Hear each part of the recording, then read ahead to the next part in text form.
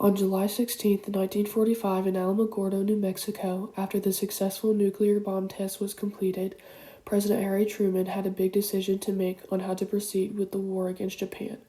President Truman looked to military advisors and the intern committee to advise him on the decision he had to make. Together, the group came up with 4 options leading to a Japanese surrender. The first option was to continue the conventional bombing of Japan. For several months, the U.S. had been bombing Japan non-stop. The constant bombing led to several mass casualties in Japan. However, Japan still didn't show any signs of surrendering. With that, it was determined that the conventional bombing wouldn't be effective enough to make the Japanese surrender. The second option was a grand invasion of the Japanese home islands. Japan showed the U.S. just how far they would go to defend their small Japanese islands. One of the small islands that was invaded by the U.S. was Okinawa. This island battle resulted in massive casualties on both sides, U.S. and Japanese. Fear had taken over the Japanese people as they knew that an invasion of the home islands would look like in Okinawa on much larger scale. The predictions of casualties were all extremely high, in which it appeared that excessive casualties from both sides would be unavoidable before a Japanese surrender. The third option was to demonstrate the bomb on an unpopulated island. At the time, the U.S. had only completed 2 atomic bomb attempts. If the U.S. were to demonstrate the atomic bomb, it would take out half of the atomic arsenal, and there was no guarantee the bomb would even work correctly. With that, if the bomb had failed, it would only encourage Japan to fight even harder. After a long debate on whether or not to go with this option, the intern committee and President Truman concluded that no demonstration would bring an end to the war, and they saw no other alternative other than direct military use. The fourth option was to drop the bomb on a populated area. Truman and his advisors knew they needed to send a message big enough to Japan that would make them want to surrender. That's why Truman decided to use option 4. However, Truman didn't want to destroy the Japanese culture or hurt the people. He wanted to make sure he could destroy their ability to make war. Truman had to decide where to drop it, so he decided to carefully choose cities they were going to target. First, they had to look for cities that suffered little damage from prior bombing so that the effect of the bomb could be clearly seen. Next, it needed to be a city primarily devoted to military production, and finally not a city of traditional and cultural importance to Japan.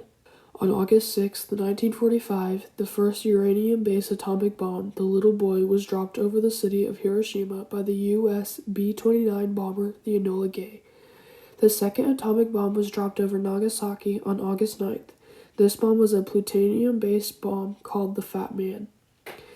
There were several consequences and long-term effects of dropping the atomic bomb. By the end of 1945, there were over 200,000 deaths between both cities. The first atomic bomb that was dropped over the city of Hiroshima killed 140,000 people, and the second bomb that was dropped on Nagasaki killed 74,000. Not only did the people see the effects of the bomb, so did the cities. All that was left was the miles of debris.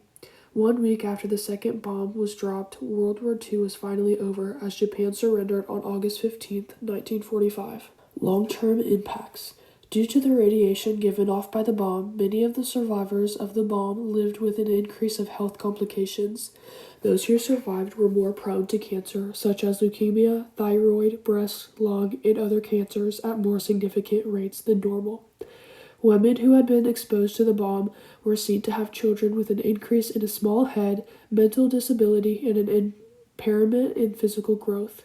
However, those were the lucky diagnosis. Many women exposed to the bomb had experienced higher rates of miscarriage and deaths among their infants. Their infants who were exposed to the radiation given off by the bomb were also found to have a higher risk of developing cancer.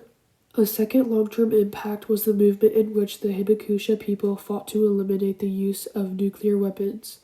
The Hibakusha were those who survived the bombings in Hiroshima and Nagasaki.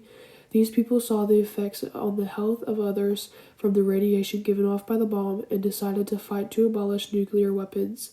After fighting for decades, the Hibakusha people finally got what they wanted in 2017 when the Treaty of Prohibition of Nuclear Weapons was adopted. Even though I don't agree with the killing of the innocent people who had nothing to do with the conflict between the two countries, I think President Harry Truman made the right decision to drop the atomic bomb. I think he made the right decision because before the dropping of the bomb, Japan showed no sign of surrendering, which would have resulted in months of fighting and taking thousands of U.S. and Japanese lives. My second reason would be that when Truman had to make the decision on what to do with the atomic bomb, he knew that if he dropped it over a populated city, it would show a clear message that the U.S. would not tolerate an invasion. And lastly, his decision did stop any further action by Japan. With that being said, I think we could have done a better job of avoiding the mass casualties of the innocent people's lives and possibly going more toward their military infrastructure.